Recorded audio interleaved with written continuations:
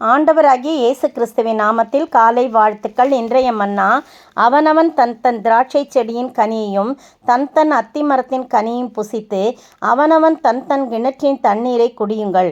இவ்விதமாய் நீங்கள் சாகாமல் பிழைப்பீர்கள். கர்த்தர் நம்மை தப்புவிப்பார் என்று உங்களை போதனை செய்ய எசேக்கியாவுக்கு செவி கொடாதிருங்கள். 2 ராஜாக்கள் 18:32.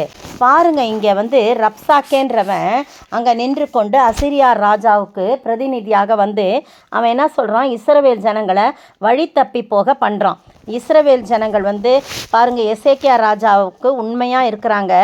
ஆனால் அவங்க ராஜாவை பற்றியே என்ன பண்ணுறான், கர்த்தருடைய நாமத்தை சொல்லி கர்த்தர் பேரில் அப்படியே சொல்கிறாங்க, கர்த்தர் சொன்னார் அப்படின்ற மாதிரி அவங்க சொல்கிறாங்க. அவங்க என்ன சொல்கிறாங்க, எசேக்கியா ராஜா உங்களை வஞ்சியாதபடி பாருங்கள் ஜனங்களை நோக்கி சொல்கிறான் அந்த ஆள் ரப்சாக்கேன்றவன்.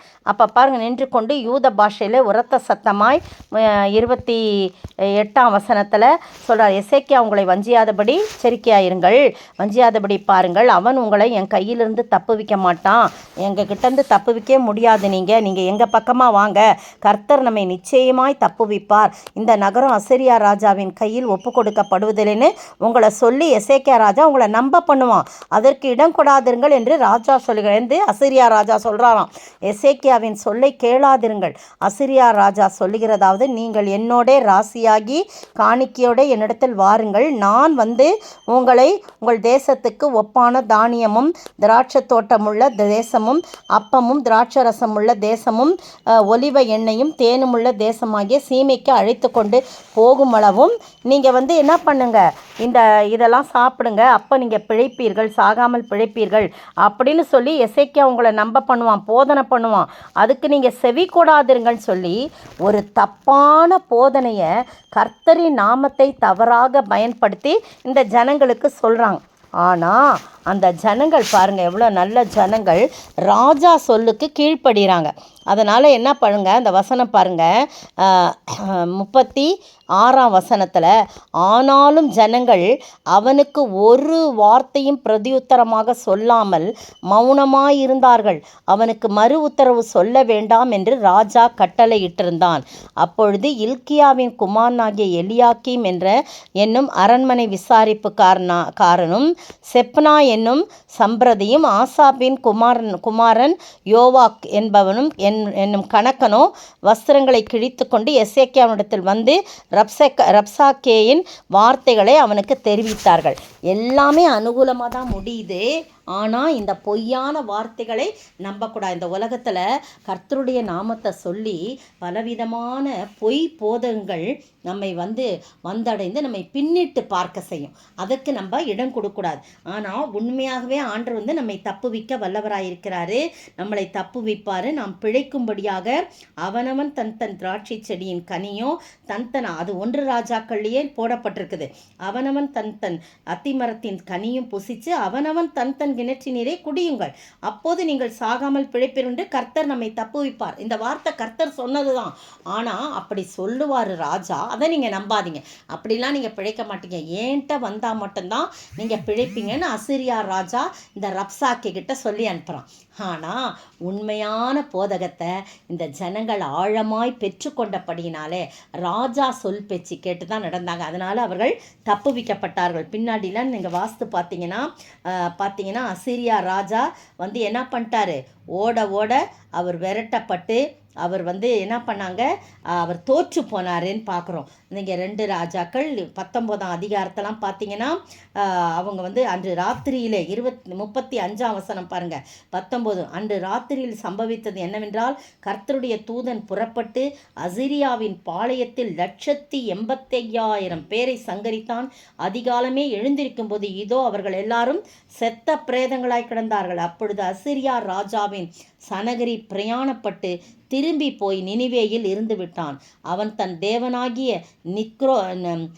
நிஸ்ரோகின் கோவிலிலே பணிந்து கொள்ளுகிற போது அவன் குமாரராகிய அத்ரமலேக்கும் ஈரேத் சேரும் அவனை பட்டயத்தினால் வெட்டி போட்டு அரராத் தேசத்திற்கு தப்பி ஓடிப்போனார்கள்.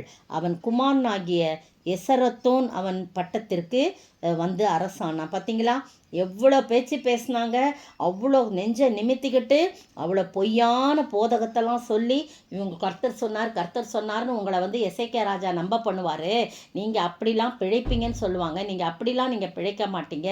என்னோட நிழலில் வாங்க, நான் உங்களுக்கு நல்ல தேசத்தை கொடுப்பேன், எனக்கு காணிக்கையை கொண்டு வாங்க அப்படின்னு பொய்யான போதகத்துக்கு அவங்க என்ன பண்ணல, இடம் கொடுக்கல. நீங்களும் நானும் இன்றைக்கு பொய்யான போதகத்தை காட்டி நம்மளை மயக்கி தவறான பாதையில் நம்மை கொண்டு செல்றதுக்கு நிறைய ஆட்கள் இருக்காங்க. ஆனால் நம்ம கர்த்தருடைய வார்த்தையிலே நிலைத்திருந்து எப்படி இந்த ஜனங்கள் எசேக்கியா ராஜா சொல்லி இருந்ததை அப்படியே கடைப்பிடிச்சாங்களோ, நீங்களும் நானும் ஆண்டவராகிய கர்த்தருடைய வார்த்தைகளை நம்பி அதன்படி தான் நடந்தால் நாம் பிழைப்போம். மற்றபடி தவறான போதனைகளுக்குள் நாம் போனோம் என்றால் நாம் பிழைக்க முடியாது. அப்படிப்பட்ட ஆசீர்வாதத்தை நாம் பெற்று வாழ ஆண்டவர் தாமே கிருபை செய்வாராக.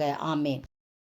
இயேசுவை நம்பினோர் மாண்டதில்லை, என்னென்ன துன்பங்கள் நேரிட்டாலும் சிங்கத்தின் வாயினின்றும் ரட்சிப்பார், பங்கம் வராதென்னை ஆதரிப்பார்.